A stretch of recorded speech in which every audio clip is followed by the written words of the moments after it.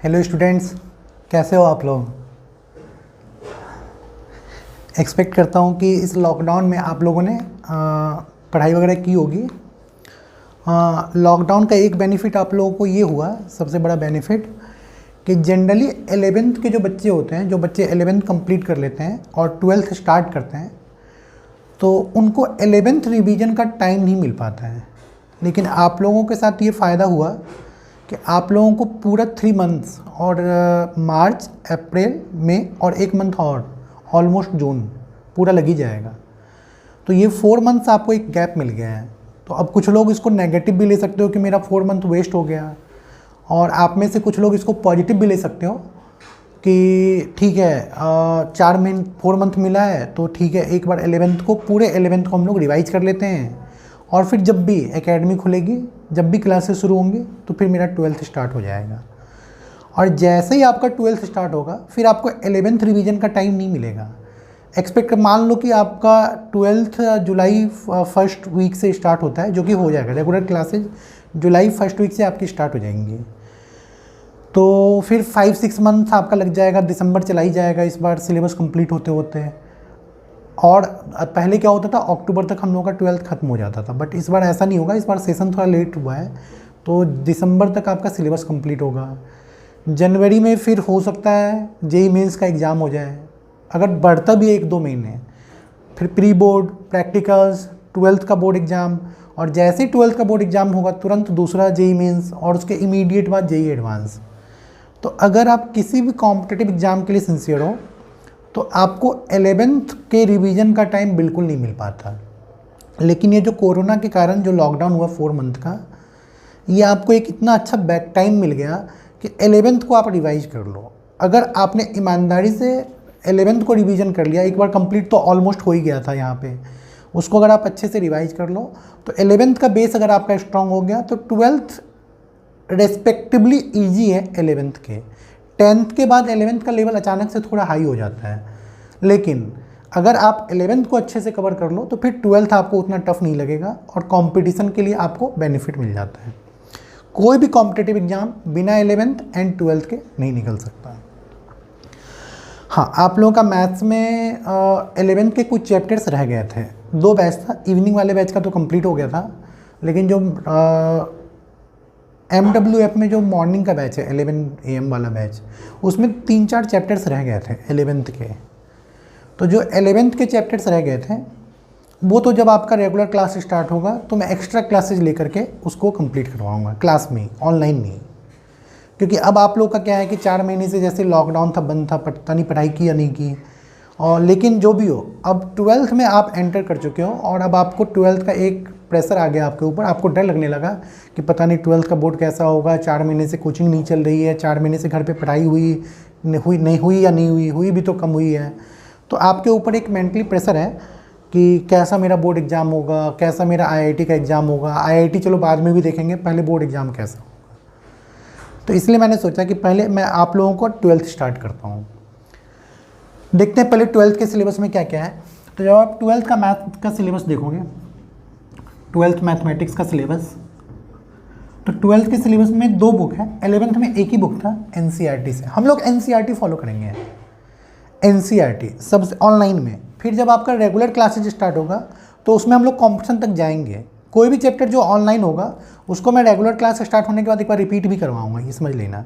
ये मत सोचना कि यहाँ पे हो गया तो सर वहाँ नहीं करवाएंगे। लेकिन यहाँ पे होने से एक फ़ायदा ये होगा कि घर पे बैठे हो तो इतने दिन में कुछ चैप्टर्स को आप एटलीस्ट NCERT लेवल तक कर लो, जिससे कि बोर्ड से आप थोड़ा सा मेंटली रिलैक्स हो जाओ कि मेरा बोर्ड वाला पार्ट कंप्लीट हो रहा है, कवर हो रहा है धीरे धीरे। तो 11th के NCERT में आपका एक ही बुक था, लेकिन 12th NCERT में 2 बुक है, पार्ट 1 पार्ट 2। तो हम लोगों को पूरे 12th में यही पढ़ना है। ये जो 13 चैप्टर्स हैं आपके 12th बोर्ड में, ये जो चैप्टर नंबर 12th है, इससे आपका बोर्ड एग्जाम में, CBSE बोर्ड है तो एक 6 मार्कर, और बिहार बोर्ड है तो 5 मार्कर, एक आना ही आना है। लेकिन ये वाला चैप्टर आपके कॉम्पिटिटिव एग्जाम में नहीं है, नॉट इन IIT और नॉट इन जेईई मेंस और एडवांस। ना तो मेंस में है और ना ही एडवांस में, जेईई मेंस एंड एडवांस। और बिल्कुल छोटा सा टॉपिक है, 2 क्लास बहुत है इस चैप्टर के लिए। तो इफेक्टिवली आपके पास इस 13 में से 12 चैप्टर ऐसे हैं जो 12th बोर्ड एंड कंपटीशन दोनों के लिए इक्वली इंपॉर्टेंट हैं। और आपको पता होगा कि जेईई मेंस में 25 क्वेश्चन आते हैं ईच सब्जेक्ट में, चाहे फिजिक्स हो, चाहे केमिस्ट्री हो, चाहे मैथ्स हो। तो जेईई मेंस में जो 25 क्वेश्चन आते हैं 11 12th मिलाकर, तो ये जो 12 चैप्टर बच गए लीनियर प्रोग्रामिंग को एक्सक्लूड करके, इस 12 चैप्टर में से आपके अप्रॉक्सीमेट 12 क्वेश्चन 12 to 13 क्वेश्चन आपके 12 से आते हैं, क्लास 12 के इन्हीं चैप्टर से आएंगे। ठीक है, एक रह गया वो करवा दूंगा। तो हम लोग आज 12 से स्टार्ट करेंगे। आज हम लोग का फर्स्ट क्लास होगा। अब इसमें फर्स्ट चैप्टर आपका रिलेशन एंड फंक्शन, 12th का फर्स्ट चैप्टर।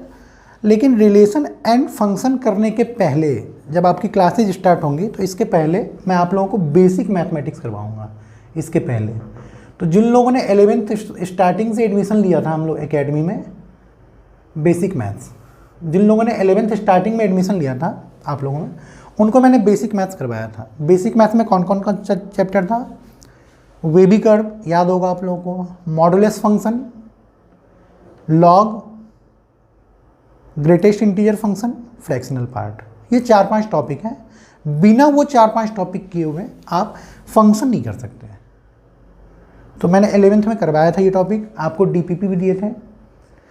लेकिन आप में से कुछ लोग ऐसे भी थे जिन्होंने 11th में लेट एडमिशन लिया था, उनका बेसिक छूट गया था। तो 11th में तो बेसिक मैं करवाया था बट यूज कम आता है। बेसिक मैथमेटिक्स का यूज 12th में ज़्यादा आएगा। तो जिन लोगों का छूट गया था उनको अगर मैं बेसिक मैथ्स ना करवाऊँ, सीधे स्टार्ट कर दूँ तो दिक्कत होगी। कुछ लोग ऐसे हो आप में जिन्होंने 12th वाले बैच में एडमिशन लिया है, 11th कहीं और पढ़ रहे थे, वहाँ छोड़कर 12th में मेरे पास एडमिशन लेने आए थे। कुछ लोग और हैं, बहुत सारे, कुछ नहीं, बहुत सारे लोग और हैं जिन्होंने, जो मेरे साथ लाइनअप में है कि जब एकेडमी स्टार्ट होगी तो 12th में आके एडमिशन लेंगे। तो वो जितने भी बच्चे होंगे उनको समझ में नहीं आएगा। और जिन लोगों ने एक बार पढ़ भी लिया है उनका भी रिवीजन हो जाएगा, भूल गए होंगे, रिवीजन तो किया नहीं होगा, पता नहीं किया भी, किया है तो अच्छी बात है। लेकिन मैं फिर से एक बार आपको पूरा बेसिक मैथ्स करवाऊंगा। लेकिन हाँ, उस टाइम पे बेसिक मैथ्स करने में हम लोग को 2 महीने लगे थे। अब भी बेसिक मैथ्स करने के लिए मुश्किल से 10 से 12 क्लासेज लगेंगे। तो जब हम लोगों की रेगुलर क्लास स्टार्ट होगी, मोस्ट प्रोबेबली जुलाई के फर्स्ट वीक से क्लासेज स्टार्ट हो जाएंगी। तो आप लोग भी बहुत दिन तक आराम कर लिए, अब तैयारी करो जुलाई के फर्स्ट वीक में पटना आने का, आकर क्लासेज स्टार्ट करते हैं।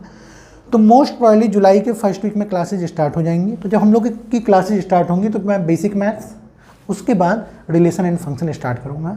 बिना बेसिक मैथ्स के रिलेशन फंक्शन नहीं कर सकते। तो ठीक है, ये inverse trigonometric function.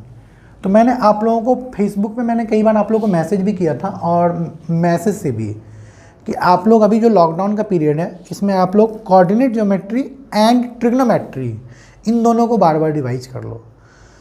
Coordinate geometry इसलिए क्योंकि किसी भी कॉम्पिटिटिव एग्जाम का सबसे ज़्यादा scoring part, most scoring part coordinate geometry है। कोई भी कॉम्पिटिटिव एग्जाम हो, most scoring part is coordinate geometry. और ट्रिग्नोमेट्री का वेटेज बहुत कम होता है कॉम्पिटिटिव एग्जाम में। ट्रिग्नोमेट्री से डायरेक्ट क्वेश्चन मुश्किल से 1-2 आते हैं, चाहे जेईई मेंस हो चाहे एडवांस हो। लेकिन बिना ट्रिग्नोमेट्री स्ट्रांग हुए आप कैलकुलस अच्छे से नहीं कर सकते। कैलकुलस बहुत बहुत इंपॉर्टेंट है, मैथ्स के लिए भी, फिजिक्स के लिए भी। और बिना ट्रिग्नोमेट्री के कैलकुलस आपका स्ट्रांग नहीं होगा।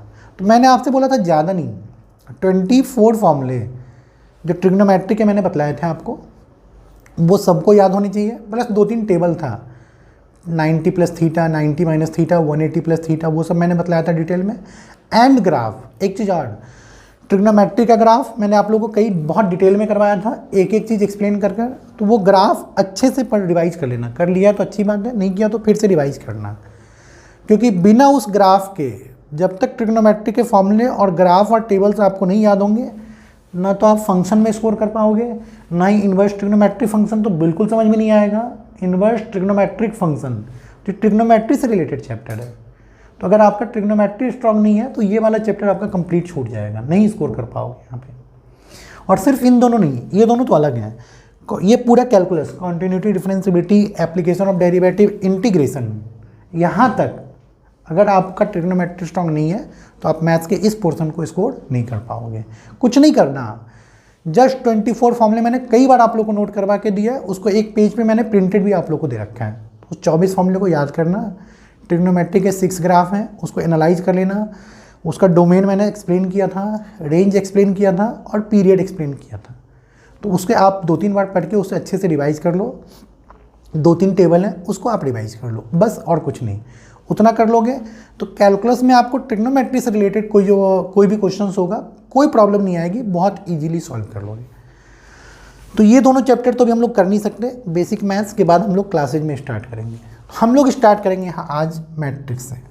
तो मेरा जो मोटिव है कि आप लोगों का मैं इस जून में वीक में आपको 3 to 4 वीडियो लेक्चर मैं आपको दूंगा। तो जो जून का लेक्चर होगा उसमें मैं आपका मैट्रिक्स एंड डिटर्मिनेंट कंप्लीट करवा दूंगा एक बार एनसीईआरटी से।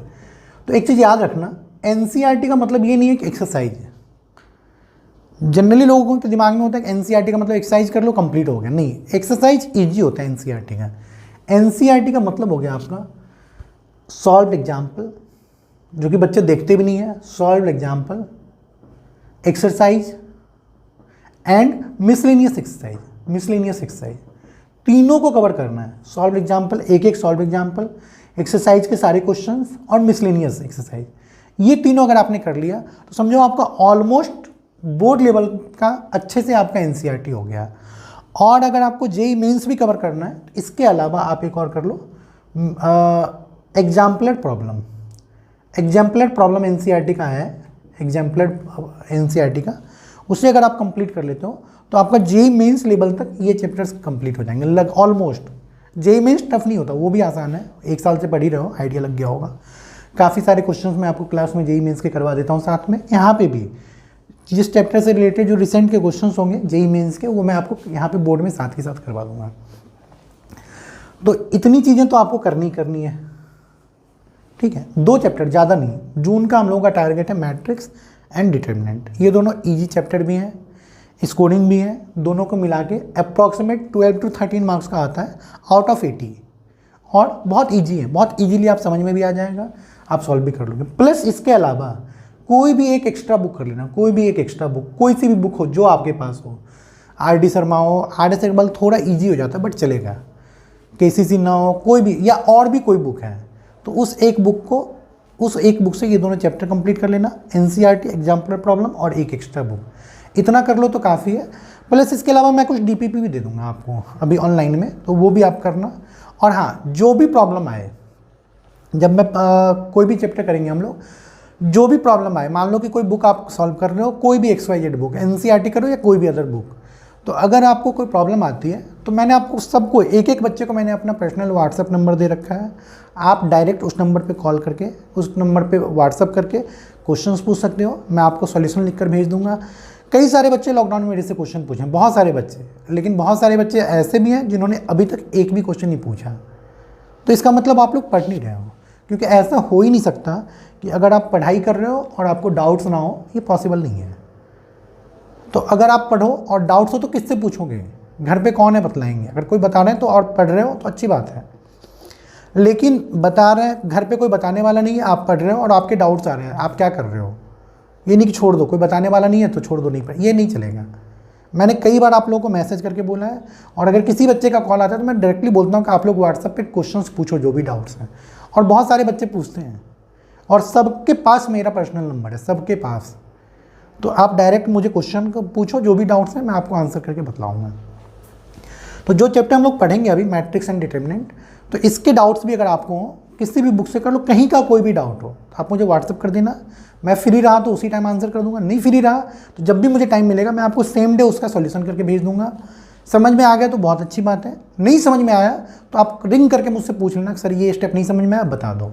फ़ोन कर सकते हो, कोई इशू नहीं है, ठीक है, बट रात को 9 बजे के पहले, रात को 10-11 बजे मत करना, ठीक है। तो ये आप कर सकते हो। जिनके पास, ऑलमोस्ट सबके पास मेरा नंबर होगा ही, अगर है तो ठीक है, जिनके पास नहीं है फिर भी नोट कर लो। मेरा पर्सनल व्हाट्सएप नंबर है 9523299840। इस नंबर पे आप लोग सारे के सारे मुझसे व्हाट्सएप पे क्वेश्चंस पूछ सकते हो, कॉल करके कोई डाउट हो तो वो भी डिस्कस कर सकते हो। तो इतना था बेसिक। अब हम लोग चैप्टर स्टार्ट करते हैं, ठीक है।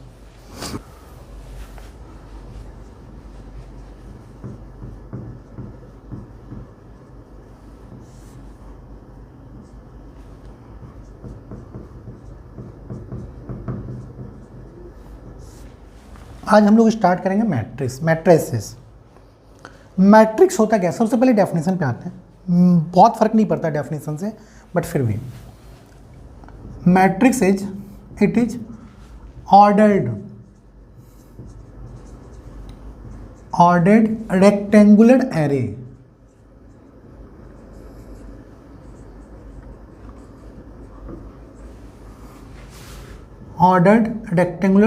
of number or function।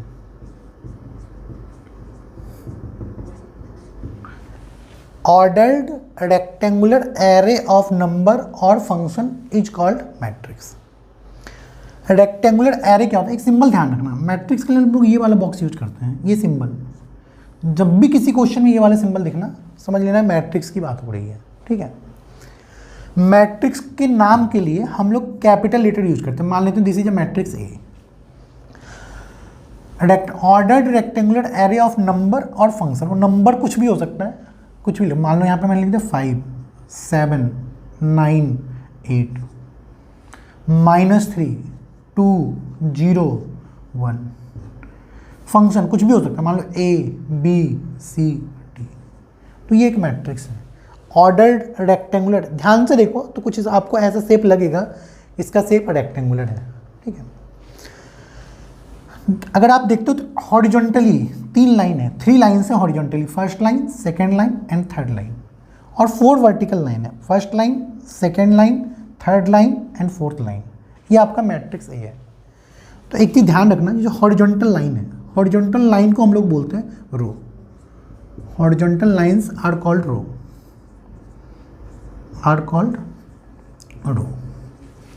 और हम लोग रो के लिए रो नहीं लिखेंगे, सिंबल यूज करेंगे capital R. Capital R stands for row.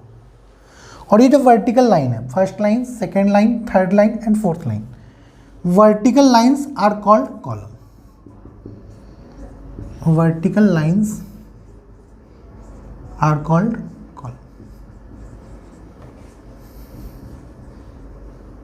Column.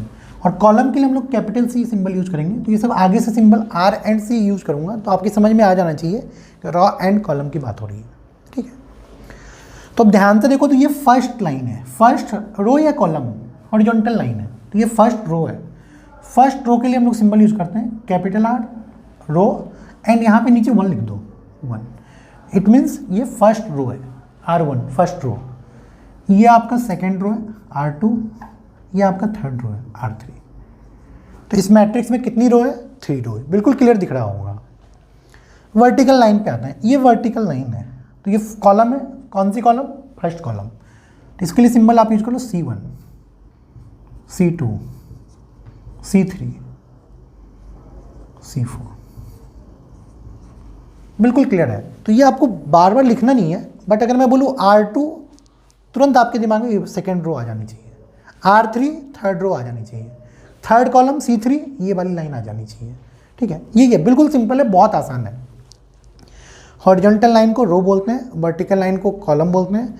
Represent करोगे R1 R2 R3 से रो को, C1 C2 C3 C4 से कॉलम को, इसमें कोई डाउट नहीं है। नेक्स्ट, इसके बाद एक टर्म आता है order of matrix. Order of matrix आपसे पूछ लेंगे कोई एग्जाम में क्वेश्चंस कि किसी मैट्रिक्स का ऑर्डर, एक मैट्रिक्स दे देंगे और बोलेंगे इसका ऑर्डर बताओ। तो order of matrix equal to होता है number of row into number of column, number of row into number of column. इसकी वैल्यू मत लिख देना, number of row into number of column. इस मैट्रिक्स का ऑर्डर कितना है, तो देखो 3 रो है और 4 कॉलम है, तो ऑर्डर क्या होगा, ऑर्डर 12 मत बोलना, 12 इसकी न्यूमेरिकल वैल्यू नहीं है। ऑर्डर ऑफ मैट्रिक्स यहाँ पे राइट, ध्यान देना, राइट बॉटम। राइट बॉटम में जनरली ऑर्डर लिखते हैं, जब भी ऑर्डर लिखना होगा तो आप राइट बॉटम में लिखना। तो इस मैट्रिक्स का ऑर्डर हो गया 3 × 4, 12 नहीं, 3 × 4, number of row into number of column. और ये ध्यान रखना, ऑलवेज पहले रो को लिखते हैं, कभी भी पहले आप रो को लिखोगे, 4 × 3 मत लिख देना, सबसे पहले row then column, first row then second column. तो इस मैट्रिक्स में 3 रो है, पहले आपने 3 लिख दिया, 4 कॉलम है, 3 × 4, तो अगर आपसे पूछा जाए इस मैट्रिक्स का ऑर्डर क्या होगा, तो आप बोलोगे 3 × 4 नॉट 12, 12 नहीं, ठीक है। इसमें किसी को कोई डाउट हो तो बता देना, व्हाट्सएप करके पूछ लेना, मेरे ख्याल से इसमें डाउट होगा नहीं। इसके बाद एक चीज आता है नंबर ऑफ एलिमेंट्स। तो पहली बात बोलोगे सर एलिमेंट्स होता क्या है, तो ये जो आप लिखते हो ना, it is matrix is ordered rectangular array of number और फंक्शन। ये जो आपने लिखा ये नंबर, ये नंबर, ये नंबर, ये फंक्शन, इन्हीं को हम लोग एलिमेंट बोलते हैं। ये सारे के सारे एलिमेंट ऑफ मैट्रिक्स हैं, ठीक है। तो पहले डेफिनेशन भी लिखी लो, नंबर और फंक्शन, नंबर और फंक्शंस आर कॉल्ड, नंबर या फंक्शन जो है, जो भी है, आर कॉल्ड एलिमेंट। उनको हम लोग एलिमेंट बोलते हैं या एंट्री भी बोलते हैं। एलिमेंट बोलो या फिर एंट्री बोलो, बात एक ही है। आर कॉल्ड एलिमेंट और एंट्री ऑफ मैट्रिक्स। तो इस मैट्रिक्स की एलिमेंट क्या होगी, इस मैट्रिक्स की एलिमेंट है 5 7 9 8 -3 2 0 1 A B C D, ठीक है। एंट्रीज क्या होगी, यही होगी, ठीक है। फिर आपसे बोलेंगे कि नंबर ऑफ एलिमेंट कितनी होगी, किसी मैट्रिक्स में नंबर ऑफ एलिमेंट कितनी है। नंबर ऑफ एलिमेंट तो बिल्कुल सिंपल है, नंबर ऑफ एलिमेंट क्या हो जाएगा, न्यूमेरिकल वैल्यू ऑफ ऑर्डर। जैसे इस मैट्रिक्स में 3 रो 4 कॉलम है, तो मल्टीप्लाई करके जो वैल्यू आएगी वो नंबर ऑफ एलिमेंट है, ऑर्डर नहीं है। ऑर्डर तो 3 × 4 ही है। नंबर ऑफ एलिमेंट लिख लो, numerical value of order, numerical value of order of matrix, is called number of element. ये बिल्कुल बेसिक था मैट्रिक्स का। कुछ क्वेश्चंस इसमें भी आ जाते हैं। एनसीईआरटी एक्सरसाइज सॉल्व एग्जाम्पल हो तो आप घर पे करना, मैं अभी क्लास में साथ के साथ आपको एग्जाम्पलर प्रॉब्लम के क्वेश्चंस करवा देता हूँ यहीं पे, जिससे आपको ये थ्योरी क्लियर भी हो जाएगी। इसको मैं रब कर रहा हूँ, ठीक है। ये फर्स्ट क्वेश्चन है, अगर नंबर ऑफ एलिमेंट 28 है तो पॉसिबल ऑर्डर क्या क्या हो सकते हैं। हो सकता है मैट्रिक्स में 1 रो 28 कॉलम हो जाए, 1 रो हो जाए और 28 कॉलम। हो सकता है इसमें 2 रो 14 कॉलम हो जाए। हो सकता है इसमें 4 रो 7 कॉलम हो जाए, 7 रो 4 कॉलम। ये दोनों सेम नहीं है, ध्यान देना, both are different. This symbol represent matrix size 4 row and 7 column, but this symbol represent matrix size 7 row and 4 column, and both are different matrix, not the same matrix. 14 × 2 28 × 1, तो ये आपका इसका सॉल्यूशन हो गया। इस मैट्रिक्स के कितने क्या क्या पॉसिबल ऑर्डर्स हो सकते हैं, तो यही ऑर्डर हो सकते हैं, इसके अलावा और कोई ऑर्डर हो नहीं सकता, ठीक है। ये आपका फर्स्ट क्वेश्चन था। जनरली अब ध्यान से देखना, किसी मैट्रिक्स को हम लोग रिप्रेजेंट करते हैं, कैपिटल ए कोई मैट्रिक्स है, ये मैट्रिक्स का सिंबल हो गया। इसके अंदर आप लिख लो स्मॉल a I j। ये ध्यान रखना, आगे से हम लोग ऐसे ही लिखेंगे, यही सिंबल यूज करेंगे, और कॉम्पिटिटिव एग्जाम में यही सिंबल यूज करते हैं, ठीक है।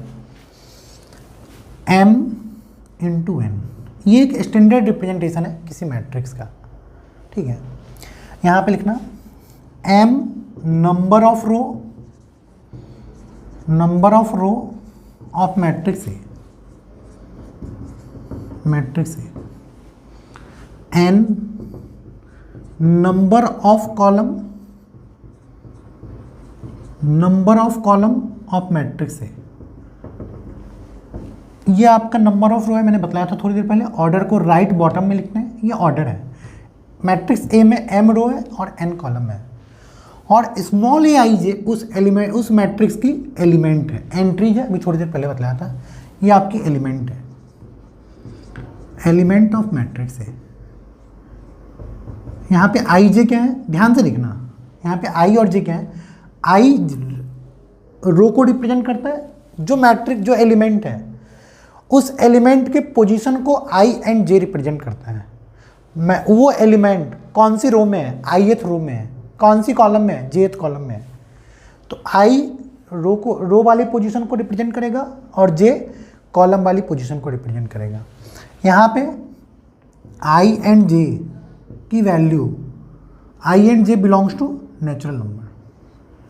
आई और जे ये दोनों जो वैल्यू है वो नेचुरल नंबर को बिलोंग करती है। आई शुड बी ग्रेटर और equal to 1 and less than equal to M. I की वैल्यू 1 से ज़्यादा होनी चाहिए और m से कम होनी चाहिए। एंड j की वैल्यू j शुड बी ग्रेटर और equal to 1 and less than और इक्वल टू n। ये ध्यान रखना। इसको मैं फिर से समझाता हूँ, समझ में नहीं आया होगा, टेंशन मत लो। किसी मैट्रिक्स को हम लोग रिप्रेजेंट करते हैं, ए कैपिटल ए मैट्रिक्स का नाम है, स्मॉल ए आई जे उस मैट्रिक्स की एलिमेंट है, उस मैट्रिक्स का ऑर्डर है m into N. m is number of row, n is number of column. A I J जो बहुत सारे एलिमेंट थे उनको मैंने एक छोटे से सिंबल से रिप्रेजेंट कर लिया, सारे के सारे एलिमेंट को ए आई जे, जितने भी एलिमेंट थे उसको मैंने रिप्रेजेंट कर लिया आई जे। आई क्या है? आई जो है वो रो की पोजीशन है, वो एलिमेंट कौन से रो में है, ith रो में है। जे क्या है? वो एलिमेंट कौन से कॉलम में है, तो जे मतलब वो एलिमेंट कौन से कॉलम में है।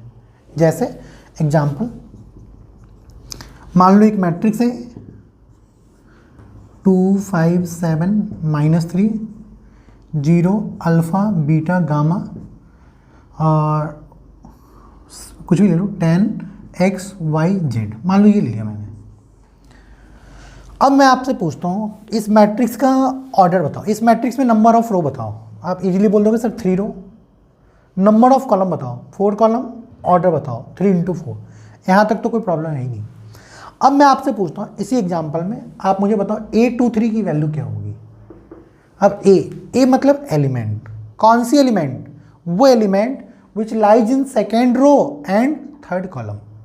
सेकेंड रो देखो, ये फर्स्ट रो, ये सेकेंड रो। पहले रो ऑलवेज पहले रो आएगा एंड थर्ड कॉलम देखते कौन सा, first column, second column, third column. तो ये जो एलिमेंट है आपका, ध्यान से देखो, तो ये आपके second row and third column में है। तो अगर मैं पूछूँ A23 की वैल्यू बताओ, अब ब्लाइंडली लिख दो बीटा, सेकेंड रो थर्ड कॉलम। अगर मैं आपसे पूछूँ A32 की वैल्यू बताओ, 32 means third row and second column, सीधे बोल दो sir x, A32 is x। ठीक है, कितना आसान है, बहुत ईजी है। पूरे 12th का सबसे इजी यही दोनों चैप्टर है, मैट्रिक्स एंड डिटर्मिनेंट।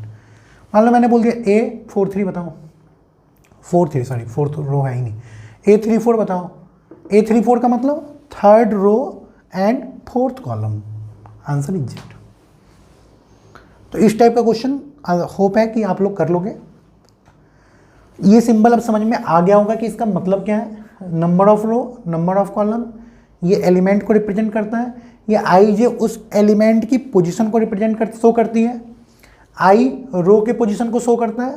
आई की वैल्यू 1 से ज़्यादा होगी, 1 से कम हो सकता है क्या? कोई एलिमेंट 0 रो में नहीं हो सकता। तो आई की वैल्यू 1 या ग्रेटर और इक्वल टू 1, बट m से कम होनी चाहिए। मान लो कि किसी मैट्रिक्स में 3 रो हैं, तो आई की वैल्यू 3 से ज़्यादा हो ही नहीं सकती। तो I lie between 1 to m including 1 including m, but I is natural number, तो 1.5 1.3 भी नहीं हो सकता। सेम जे के लिए भी। इतना समझ में आ गया होगा। अब एग्जाम में क्वेश्चन कैसे आ जाते हैं? 2 टाइप का क्वेश्चन आता है। पहला क्वेश्चन तो ये आ जाएगा कि एक मैट्रिक्स दे देंगे और पूछ लेंगे डिफरेंट एलिमेंट्स बताओ, फर्स्ट क्वेश्चन। सेकंड क्वेश्चन आपका आ जाएगा फॉर्म अ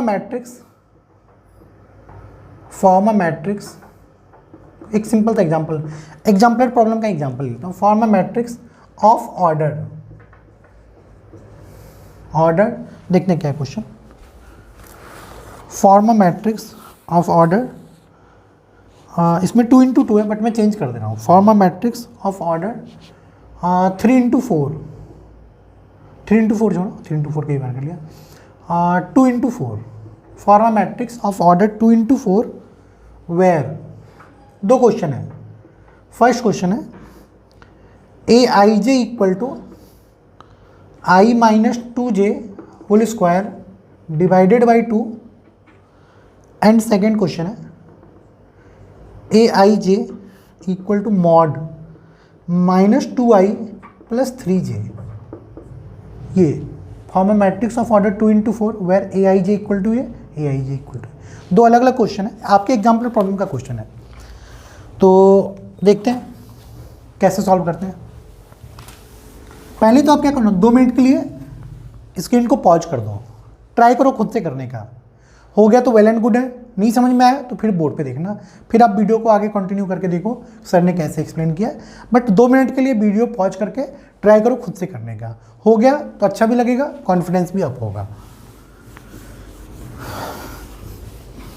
देखो क्या है, फर्स्ट पार्ट को देखते हैं। मैट्रिक्स ए है तो ऑर्डर इसकी 2 रो 2 ही रो है और 4 कॉलम, 2 इंटू 4 है, 2 रो और 4 कॉलम, 4 कॉलम। तो सबसे पहले आप क्या करना, इसके सारे एलिमेंट्स को लिख लो। तो ये कौन सी एलिमेंट है, ए, कौन सी रो, फर्स्ट रो, कौन सी कॉलम, फर्स्ट कॉलम। तो आप लिखोगे इसके लिए A11। पहले A11 की वैल्यू फाइंड करते हैं हम लोग, 11 की वैल्यू, फिर A first row second column की वैल्यू फाइंड कर लो, फिर A first row third column की वैल्यू फाइंड कर लो, A first row fourth column की वैल्यू फाइंड कर लो, फिर A21 equal to A22 equal to second row second column, कौन सी पोजीशन है, second row third column, A23 equal to second row fourth column, A24 equal to, 4 की चारों element find करते हैं। अब आप देखो क्वेश्चन में गिवन है Aij equal to i minus 2j का होल स्क्वायर डिवाइडेड बाई 2। तो आपको कुछ नहीं करना, बिल्कुल क्लियर दिख रहा है, i इज 1 j इज 1। तो आप उस फॉर्मूले में i एंड z की वैल्यू पुट कर लो, i की जगह पे 1, j की जगह पे 1, बोलो कितना आएगा, 1 माइनस 2 का होल स्क्वायर डिवाइडेड बाई 2। तो 1 का स्क्वायर 1/2, 1/2, ठीक है। A12 i की जगह पे 1, j की जगह पे 2 पुट कर लो, तो 1 माइनस 4 का होल स्क्वायर डिवाइडेड बाई 2, 3 का स्क्वायर 9/2। सिमिलरली इसको कंटिन्यू करते हैं, i की जगह पे 1, j की जगह पे 3, तो 1 माइनस 6 का होल स्क्वायर डिवाइडेड बाई 2, 25/2। फिर j की जगह पे 4, तो 1 माइनस 8 का होल स्क्वायर डिवाइडेड बाई 2, 49/2। ये आपका आ गया, फर्स्ट रो आपका कंप्लीट हो गया। फिर सेकंड पे आते हैं, 2 1। तो क्या करोगे अब, i की जगह पे 2 एंड j की जगह पे 1, तो 2 माइनस 2 का होल स्क्वायर डिवाइडेड बाई 2, ये तो 0 ही आ गया। देन i की जगह पे 2, j की जगह पे 2, तो 2 माइनस 4 का whole square divided by 2, 4/2 that is 2। i की जगह पे 2, j की जगह पे 3, तो 2 माइनस 6 का होल स्क्वायर डिवाइडेड बाई 2, 4 का स्क्वायर 16/2 8। i की जगह पे 2, j की जगह पे 4, तो 2 माइनस 8 का whole square divided by 2, 36 divided by 2 that is 18। तो देखो आप ध्यान से, आपके 8 के 8 सारे एलिमेंट्स आ गए हैं। तो कुछ नहीं करना, अब आप मैट्रिक्स में पुट कर लो, A11 1/2, A12 9/2, A13 25/2, A14 49/2, A21 0, A22 2, A23 second row third column 8 and A24 second row fourth column 18। यही आपका आंसर आ गया, इस क्वेश्चन का आंसर यही है। 2 मार्क्स में भी आ सकता है, 3 मार्क्स में भी आ सकता है। इस टाइप के क्वेश्चंस भी आ जाते हैं एग्जाम में, तो इसको अच्छे से देख लेना। अगर कन्फ्यूजन हो, कुछ नहीं समझ में आया हो, तो मुझे व्हाट्सअप कर देना, नेक्स्ट क्लास में मैं फिर से इस क्वेश्चन को एक्सप्लेन कर दूंगा। वैसे मुझे लगता है समझ में आ गया होगा, ठीक है। तो अगर आपको इतना समझ में आ गया तो फिर से आप क्या करो, वीडियो को 2 मिनट के लिए पॉज करो और सेकेंड क्वेश्चन का ट्राई करो खुद से करने का।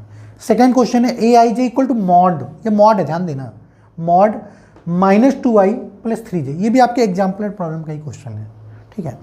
तो सेकेंड क्वेश्चन हम लोग करते हैं, A इक्वल टू, पहले हम लोग क्या करते हैं, ऑर्डर वही है 2 × 4, सारे एलिमेंट लिख लो, A11 क्या आएगा, अब डायरेक्ट कर लो, i की जगह पे 1, j की जगह पे 1, तो -2 + 3, 1 का मॉड 1। फिर A12 first row second column, first row second column, ये वाली पोजीशन, i की जगह पे 1, j की जगह पे 2 पुट करो, तो -2 + 6, 4 का मॉड 4। फिर A13 i की जगह पे 1, j की जगह पे 3, कितना आ जाएगा, 9 - 2 दैट इज 7, A14, I की जगह पे 1, J की जगह पे 4, 12 माइनस 2, 12 माइनस 2 कितना 10।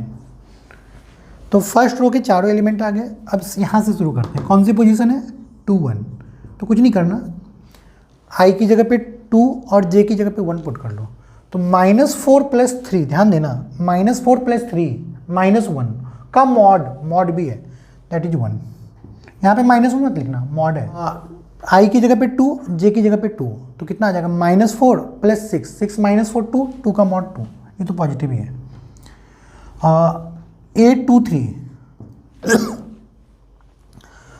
I की जगह पे 2, J की जगह पे 3, 9 - 4 दैट इज 5।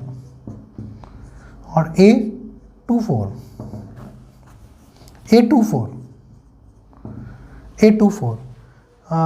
I की जगह पे 2 और J की जगह पे 4, 12 - 4 8 दैट इज 8। तो आपका जो फाइनल आंसर आएगा वो आ जाएगा 1 4 7 10 1 2 5 एंड 8। तो ये आपके दोनों क्वेश्चन का आंसर हो गया। इजी है, उतना मुश्किल नहीं है, बहुत इजी है। ये एलिमेंट है, आप पहचानो इसको, एलिमेंट है। पहले वाला ऑलवेज रो को रिप्रेजेंट करेगा, बाद वाला ऑलवेज कॉलम को रिप्रेजेंट करेगा, ठीक है। तो सबसे पहले आप मैट्रिक्स फॉर्म कर लो। मैट्रिक्स फॉर्म करने से आपको आइडिया लग जाएगा कितने ऑर्डर की मैट्रिक्स है, कितनी रो है, कितने कॉलम है। और 1 बाई 1 एक एक एलिमेंट को यहाँ पे लिखो, उस एलिमेंट की पोजीशन से वहाँ का रो, वहाँ का कॉलम क्या होगा ये देखो। I की जगह पे रो की वैल्यू और J की जगह पे उस पोजीशन के कॉलम की वैल्यू पुट कर लो, सारी वैल्यूज आ जाएगी। एक बार सारे के सारे एलिमेंट्स आ गए, पुट कर लो, वापस आपका फाइनल मैट्रिक्स आ जाएगा, ठीक है। अब हम लोग आगे बढ़ते हैं types of matrix. First type है रो मैट्रिक्स। सिंपल लैंग्वेज में लिख लो, matrix having single row, matrix having single row. ऐसी मैट्रिक्स जिसमें सिर्फ और सिर्फ एक ही रो, सिंगल रो। एग्जाम्पल देखो, मान लो कोई ए मैट्रिक्स है 4 0 5 -7, ये एक मैट्रिक्स है। तो बिल्कुल क्लियरली दिख रहा होगा, matrix is having only 1 row and 4 column. तो ऑर्डर लिखना चाहो तो यहाँ पे लिख लो 1 × 4, 1 रो 4 कॉलम। रो एक है इसलिए इस मैट्रिक्स का नाम रो मैट्रिक्स है। सिंगल कॉलम, बस एक रो होनी चाहिए, एक से ज़्यादा रो नहीं होनी चाहिए। Second, column matrix.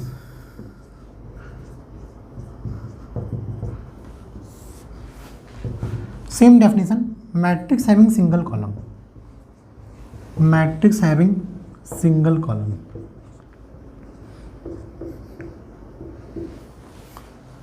एग्जाम्पल यहाँ भी ले लो, मान लो बी मैट्रिक्स है कोई 5 7 3 5 7 2।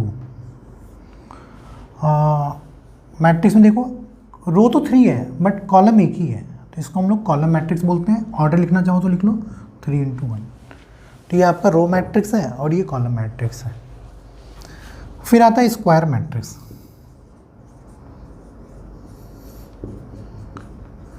स्क्वायर मैट्रिक्स,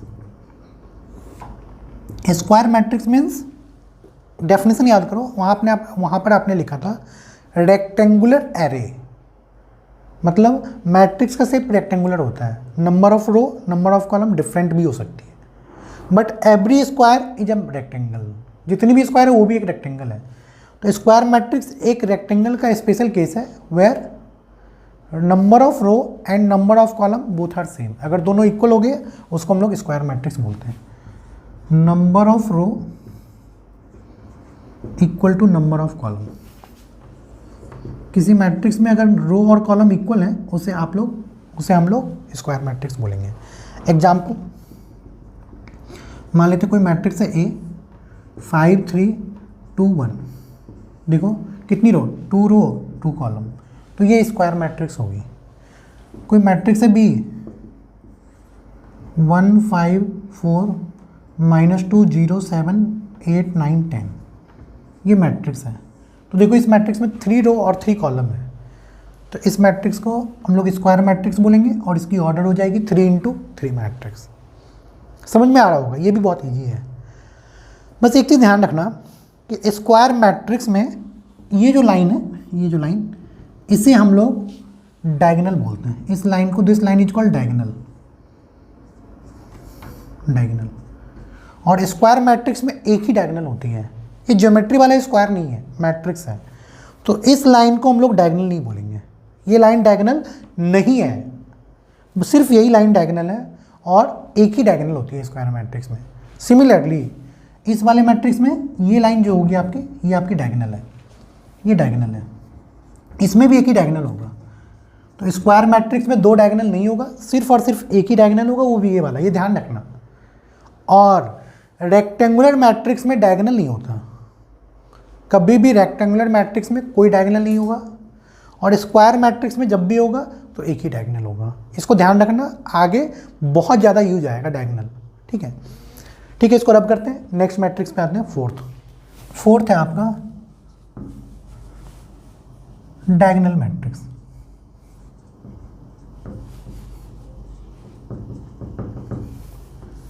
तो बिल्कुल क्लियर हो गया कि डायगोनल जैसे मैंने बोल दिया तो आपके दिमाग में तुरंत आना चाहिए उस मैट्रिक्स को स्क्वायर होना ही पड़ेगा। Matrix must be square matrix, क्योंकि रेक्टेंगुलर में तो डायगोनल होता ही नहीं है।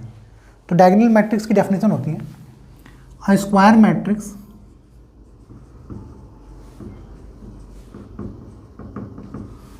मैट्रिक्स whose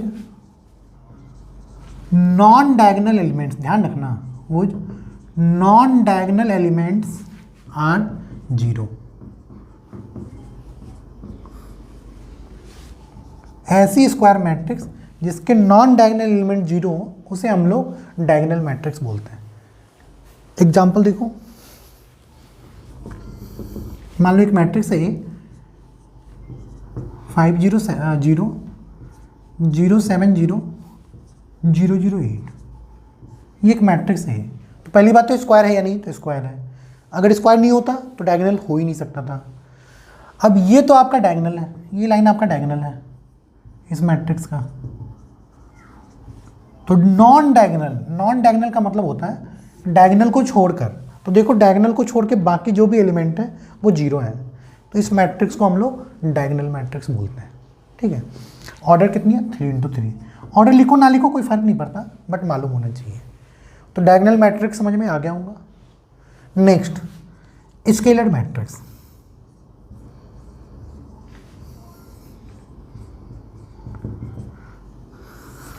स्केलर मैट्रिक्स होती है, स्केलर मैट्रिक्स होने के लिए डायगोनल होना कंपलसरी है। लिखना, अ डायगोनल मैट्रिक्स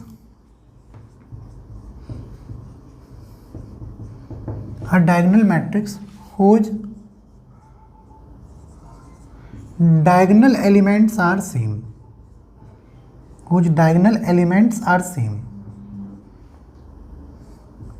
ऐसी डायगोनल मैट्रिक्स जिसके डायगोनल एलिमेंट सेम होंगे, सबके सब इक्वल होनी चाहिए, सबके सब सेम होने चाहिए। एग्जाम्पल, मान लो एक मैट्रिक्स है A 5 0 0 5। देखो पहली बात तो डायगोनल है और डायगोनल एलिमेंट सेम है, तो इसे हम लोग स्केलर मैट्रिक्स बोलेंगे। B -3 0 0 0 -3 0 0 0 -3। देखो ऑल डायगोनल एलिमेंट्स इक्वल है, इट मीन्स ये स्केलर मैट्रिक्स। नेक्स्ट, 6th है आपका यूनिट मैट्रिक्स और आइडेंटिटी मैट्रिक्स। यूनिट मैट्रिक्स और आइडेंटिटी मैट्रिक्स, इसके लिए हम लोग सिंबल यूज करते हैं कैपिटल आई। ये ध्यान रखना, ये स्टैंडर्ड है, कैपिटल आई आगे यूज करेंगे। Capital I means identity matrix और यूनिट मैट्रिक्स। क्या होता है scalar matrix? A scalar matrix whose all diagonal elements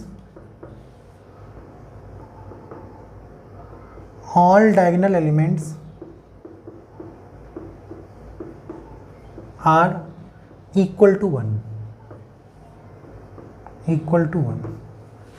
example देखो, डायगोनल एलिमेंट सेम तो होनी चाहिए बट 1 ही होनी चाहिए, 1 को छोड़ के और कुछ नहीं हो सकता।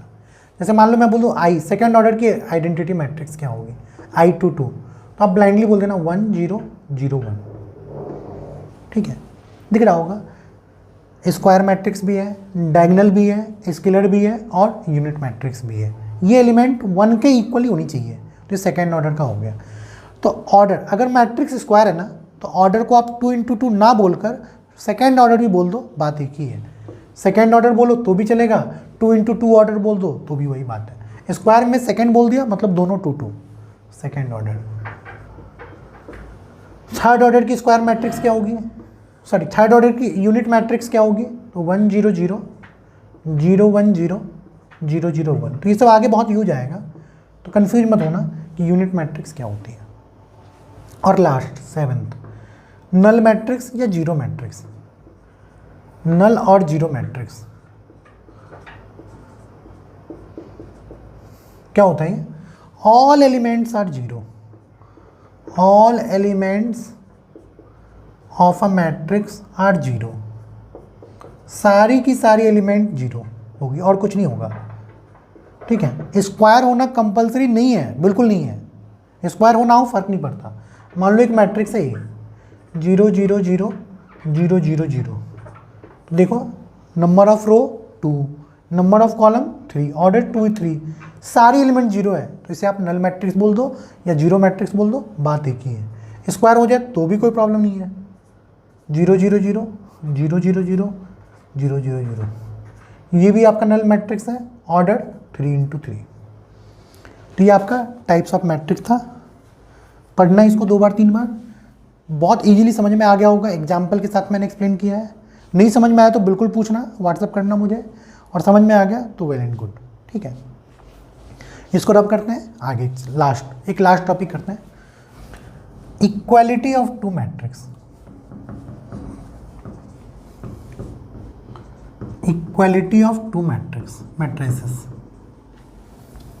इक्वल होंगे। सबसे पहली कंडीशन क्या है, इक्वल होने की कंडीशन। पहली condition, two matrix are equal, नाम भी दे दो, two matrices A and B are said to be equal,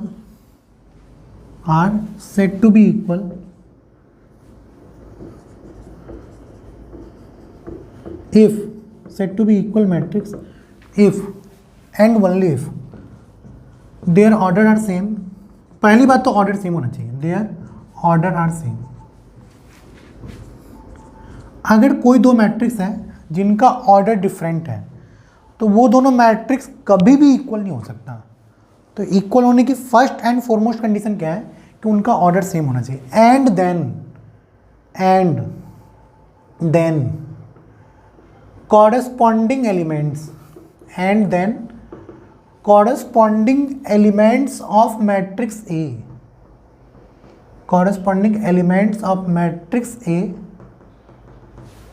is equal to corresponding elements of matrix B। corresponding elements of matrix B।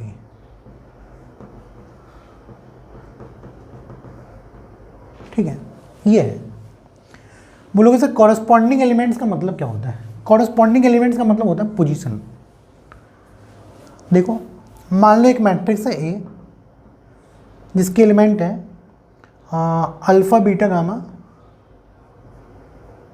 X Y Z, ये एक matrix है जिसकी order है 2 × 3, second 2 row 3 column. And second matrix है B, जिसके element है 1 2 3 4 5 6। ये दो मैट्रिक्स है। इसकी ऑर्डर क्या है? तो इसमें भी 2 रो और 3 कॉलम, 2 रो 3 कॉलम दे देंगे। दो मैट्रिक्स ए एंड बी। तो पहली बात, दोनों का ऑर्डर सेम है या नहीं है? दोनों का ऑर्डर बिल्कुल सेम है, तो ये दोनों इक्वल हो सकते हैं, ठीक है। अगर ऑर्डर सेम नहीं होता तो पॉसिबल ही नहीं था इक्वल होना, फिर तो हम लोग सोचते नहीं इक्वालिटी के बारे में, ठीक है।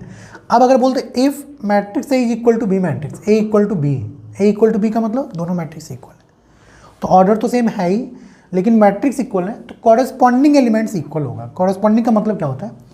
इस एलिमेंट की पोजीशन देखो, कौन सी row? First row first column. तो ये जो फर्स्ट रो फर्स्ट कॉलम वाली एलिमेंट है, मैट्रिक्स बी के फर्स्ट रो फर्स्ट कॉलम के ही इक्वल होगी, किसी और एलिमेंट के इक्वल नहीं होगा। समझ में आया क्या कॉरस्पॉन्डिंग का मतलब? फर्स्ट मैट्रिक्स का जो कोई भी एलिमेंट ले लो, उस एलिमेंट की पोजीशन देखो कि वो कौन सी रो कौन सी कॉलम में है। सेकेंड मैट्रिक्स के उसी रो उसी कॉलम की जो एलिमेंट होगी वो दोनों इक्वल होंगे। यही होता है कॉरस्पॉन्डिंग एलिमेंट्स का मतलब।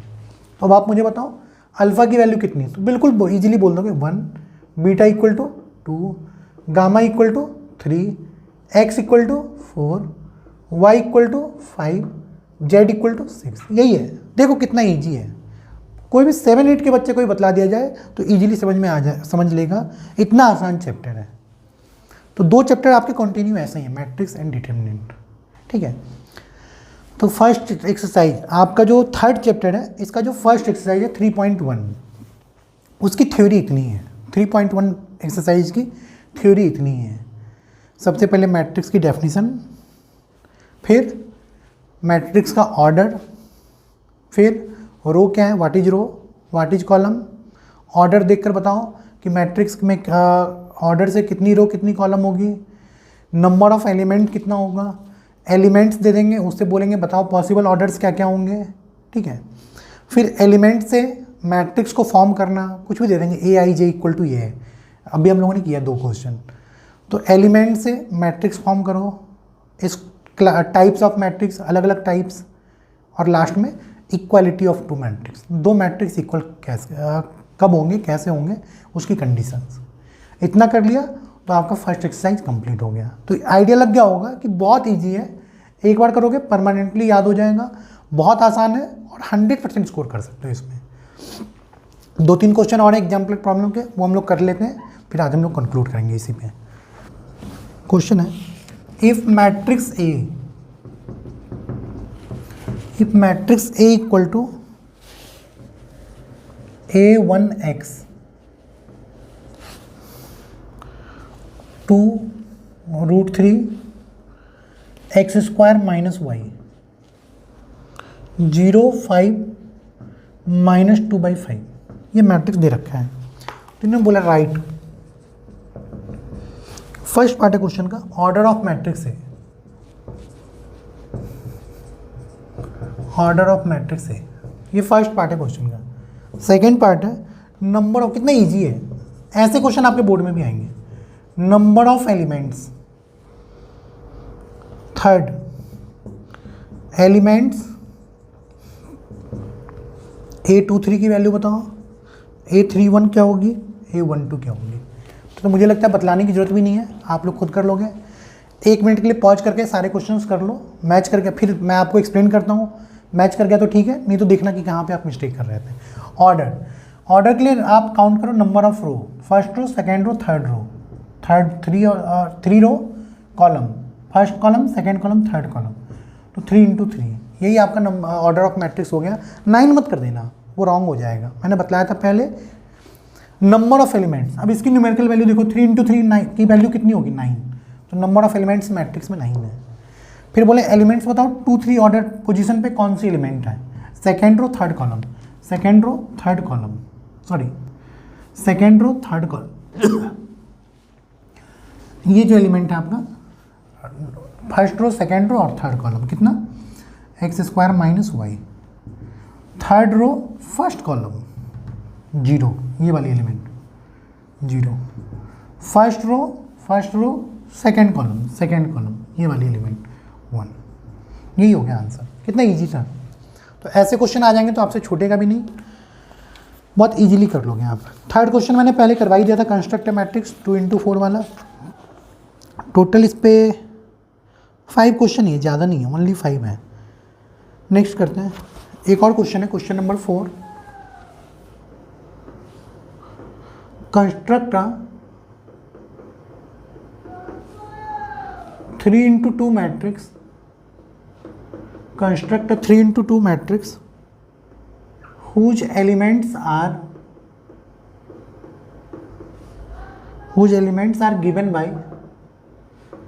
given by small a I j equal to e raised to the power I into x into sin jx।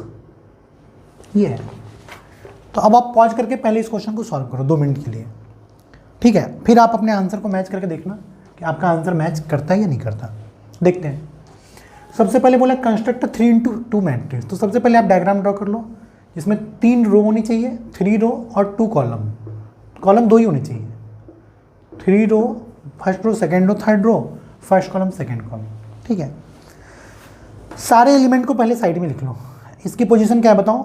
A1 1, first row first column. Position बताओ? First row second column. Position second row first column 2 1। इसकी position second row second column A2 2। Position third row first column 3 1। इसकी position third row second column A3 2। सारे element को 1 bye 1 find करते हैं। अब इन्होंने दे रखा है Aij equal to e⁻�ix into sine jx। कुछ नहीं करना, i की जगह पे 1, j की जगह पे 1 पुट कर लो। बोलो क्या आ जाएगा? i e⁻x sign x। i की जगह पे 1, j की जगह पे 2, e की power x sign 2x। i की जगह पे 2, j की जगह पे 1, e⁻2x साइन x। i और j दोनों का दोनों 2, e⁻2x साइन 2x। i की जगह पे 3, j की जगह पे 1, e⁻3x sign x, e⁻3x sign 2x। बस हो गया। अब आप इन सारे एलिमेंट्स को यहाँ पे पुट कर लो पोजीशन वाइज, यही आपका आंसर हो गया। तो कर लोगे ऐसे क्वेश्चन एग्जाम में, अगर ऐसे क्वेश्चन आते हैं तो इसको आप कंप्लीट करना। और last question, find the values of a and b, find the values of a and b if matrix A equal to B matrix where A matrix is given by A plus 4 3B 8 minus 6 and B matrix is given by 2A plus 2 B square plus 2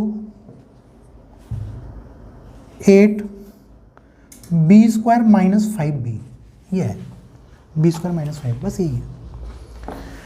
question में given है find the value of A and B if A and B are equal matrix. तो मैंने बताया था equal होने की पहली condition होती है ऑर्डर सेम होनी चाहिए। चेक करते हैं फर्स्ट मैट्रिक्स की ऑर्डर कितनी है। तो देखो first row second row first column second column 2 × 2। Similarly second matrix की ऑर्डर भी 2 × 2 है। तो दोनों की ऑर्डर सेम है तो इक्वल हो सकता है, इक्वल गिवन भी है। तो इक्वल होने की सेकेंड कंडीशन क्या थी? कॉरस्पॉन्डिंग एलिमेंट्स इक्वल होनी चाहिए। तो a+4 इक्वल टू किसके?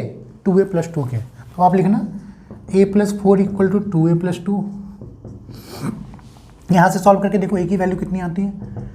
तो 2a minus a equal to 2, a की वैल्यू 2 आ गई यहाँ से। फिर ये एलिमेंट तो इसके इक्वल होनी चाहिए थी, ये एलिमेंट इसके इक्वल होगी। 3b equal to b square plus 2। Right side में ले जाओ सबको। b square minus 3b + 2 equal to 0। अब ये क्वाड्रेटिक है, इसे आप फैक्टराइज कर लोगे तो b - 1 इंटू b - 2। ये सब तो करना आता है। b की वैल्यू क्या क्या आ गई? 1 2 दोनों, 1 2 दोनों आ गई, ठीक है। अब देखो ये एलिमेंट तो इसके इक्वल ऑलरेडी है तो इसमें तो दिमाग ही मत लगाना। ये भी इसके इक्वल होनी चाहिए, सारे के सारे कॉरस्पॉन्डिंग एलिमेंट्स इक्वल होनी चाहिए। तो लास्ट में आप लिखोगे b square minus 5b equal to -6। b square minus 5b ये भी इसके इक्वल होना चाहिए। b square minus 5b equal to -6 इस साइड ले आओ। तो b square minus 5b plus 6 equal to 0। Factor बना लो b - 2 into b - 3 equal to 0। b की वैल्यू 2 3। तो फाइनल आंसर क्या होगा? प्रॉब्लम अब ये आ रही है कि यहाँ से तो b की वैल्यू 1 2 आ गई, यहाँ से b की वैल्यू 2 3 आ गई। तो अगर b की वैल्यू आप 1 2 में से कोई एक ले लो तो आपका फर्स्ट रो सेकंड कॉलम ये और ये दोनों मैच कर जाएगा, ये दोनों सेम होगा। अगर आप b की वैल्यू 2 3 में से कोई एक ले लो तो आपका सेकंड रो सेकंड कॉलम और ये सेकंड रो सेकंड कॉलम आपस में मैच कर जाएगा। लेकिन इक्वल होने के लिए ये दोनों भी मैच करने चाहिए और ये दोनों भी मैच करने चाहिए। प्रॉब्लम क्या आएगी? b की वैल्यू जब आप 1 लोगे तो ये दोनों तो मैच करेगा बट ये दोनों मैच नहीं करेगा, तो फिर आप 1 को रिजेक्ट कर दोगे, क्योंकि 1 पे एक मैच कर रहा है, दूसरा नहीं कर रहा। ये दोनों मैच नहीं करेगा तो मैट्रिक्स इक्वल हो ही नहीं सकता। नाउ अब यहाँ पे आते हैं, b की वैल्यू 2 लो तो ये भी मैच कर गया, ये भी मैच कर गया। लेकिन जब आप b की वैल्यू 3 लोगे तो ये दोनों तो मैच करेगा, ठीक है, ये दोनों मैच कर जाएगा। बट b की वैल्यू जब आप 3 लोगे तो ये दोनों मैच नहीं करेगा, और इक्वल होने के लिए इन दोनों को भी मैच करना चाहिए, सेम इक्वल होना चाहिए। तो 3 को भी हम लोग रिजेक्ट कर देंगे। तो b की वैल्यू यहाँ से 1 रिजेक्ट होगी, यहाँ से 3 रिजेक्ट होगी। तो ऐसी वैल्यू बताओ b की जब दोनों की दोनों सेटिस्फाई कर जाए, तो आपकी दैट वैल्यू इज 2। तो आपका जो फाइनल आंसर होगा a = 2 एंड b = 2, ये आपका फाइनल आंसर हो गया, ठीक है। तो यही था थ्योरी। आइडियल मुझे लग रहा है कि ईजी लगा होगा। अगर टफ लगा है तो मुझे ज़रूर बताना, व्हाट्सअप करना, और कुछ नहीं समझ में आए तो उसको आप मतलब उसका स्क्रीनशॉट लेके या फ़ोटो खींच के मुझे भेज देना, पेन से कॉपी पे लिख के भी भेज सकते हो। जो भी डाउट तो बेझिझक पूछना, पूछने में बिल्कुल हेजिटेट मत करना, डरना मत। और कोई क्वेश्चंस भी अगर किसी बुक से करते हो तो वो भी पूछना। इतना आप कंप्लीट करना। तो फर्स्ट एक्सरसाइज आज तो जस्ट एक इंट्रैक्शन था, फर्स्ट क्लास भी था, तो आज मैं ज़्यादा नहीं दूंगा, बट 1-2 दिन में फिर मैं आपको वीडियो देता रहूँगा। मेरा टारगेट है कि जून एंड तक आपका दोनों का दोनों चैप्टर कंप्लीट हो जाना चाहिए अच्छे से। ऐसा हो जाना चाहिए कि 12th बोर्ड का कोई भी क्वेश्चन ना छूटे और जेईई मेंस का कोई भी क्वेश्चन ना छूटे। इतने तक कर लो तो काफ़ी है, कम नहीं है। तो आज के लिए इतना ही, 2 मिनट और लूँगा आपका, ज़्यादा नहीं। कुछ पढ़ भी रहे, आज के लिए इतना ही। 1-2 दिन में मैं फिर आपको इसके आगे का 3.2, 3.3 एक्सरसाइज का वीडियो डालूंगा, ठीक है। Thank you and best of luck.